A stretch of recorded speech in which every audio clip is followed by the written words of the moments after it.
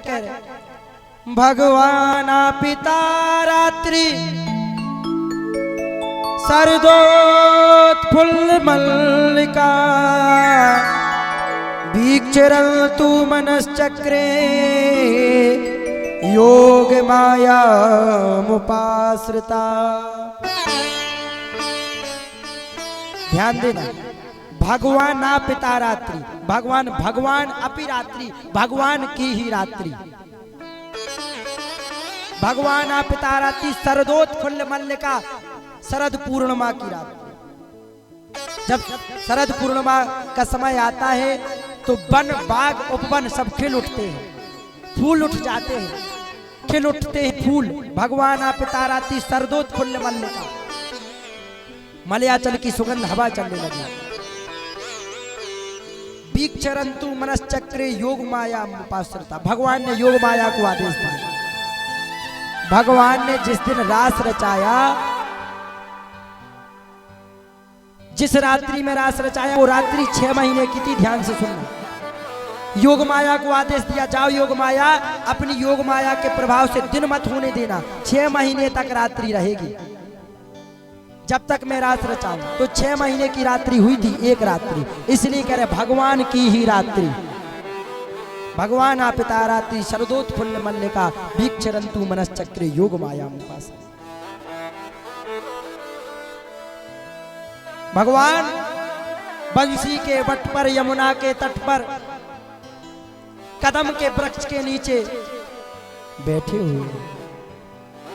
रात्रि का समय, सुंदर भगवान के घुंघराले बाल, कारे कारे मोटे नैन, सुंदर अधरों में भगवान की होठों में बांसुरी और वेणु के चित्रों में जब भगवान अपनी श्वासों से हवा भरते हैं, जैसे ही अपने सुर मधुर अधरों से भगवान वेणु निनाद करते हैं।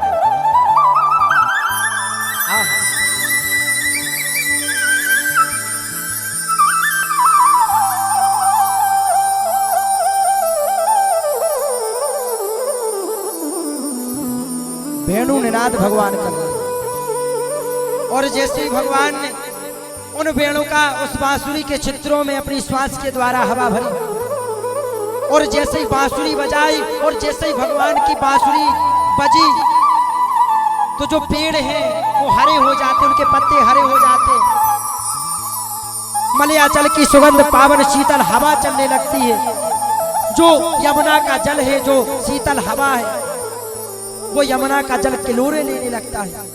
जो ब्रजमंडल के पशु पक्षी वो चहकने लगते हैं, और पशु पक्षी बड़े मधुर से चहक रहे हैं।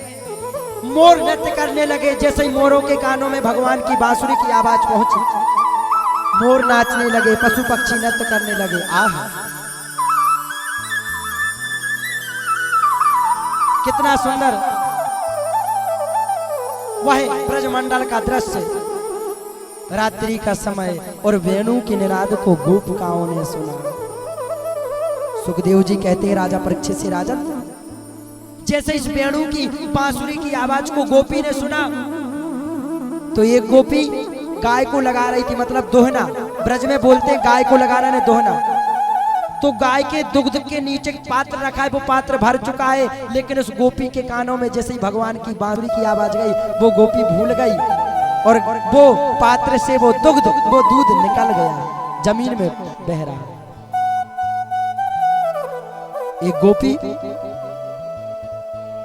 एक गोपी अपने पति को भोजन परोस रही थी, और उसके पति ने कहा, एक स्वामी, इस साग में नमक कम है, थोड़ा सा नमक ला।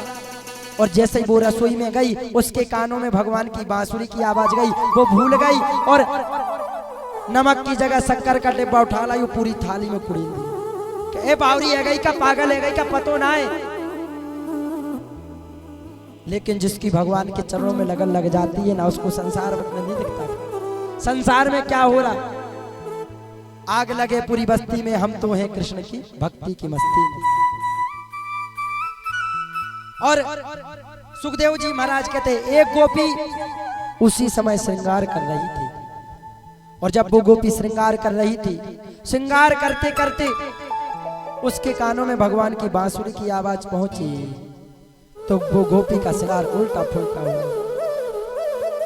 होठों की लाली आंखों में लगने लगी, आंखों का काजल होठों में लगने लगा, माथे की बिंदिया गालों पे लगने लगी, पैरों की बिछिया हाथों की अंगूठों में डालने लगी, पूरा श्रृंगार उल्टा फुल्टा करने लगी महाराज। और जिस भी गोपी ने भगवान की उस सुंदर बांसुरी की आवाज को सुना, सब गोपिकाएं दौड़ करके पहुंची यमुना के तट पर वृंदावन।